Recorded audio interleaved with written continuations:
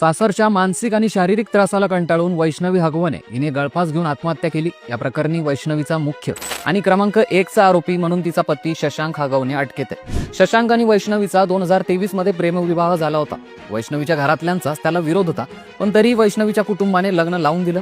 शिवाय हगवणे यांच्या मागणीनुसार हुंडा म्हणून 51 तोळे सोनं, एक फॉर्च्युनर कार, चांदीच्या वस्तू आणि 20,000चं घड्याळ शशांकला दिलं।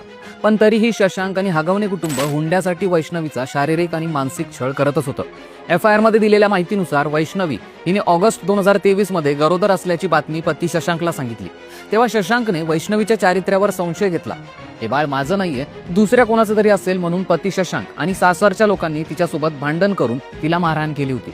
शशांक याने वैष्णवीला जबरदस्तीने शिवीगाळ आणि मारहाण करून माझ्या घरातून चालती हो नाहीतर मी तुला हाकलून देईल असं म्हणत घरातून बाहेर काढलं होतं। मानसिक त्रास सहन न झाल्याने 27 नोव्हेंबर 2023 मध्ये वैष्णवीने कंटाळून विष पिऊन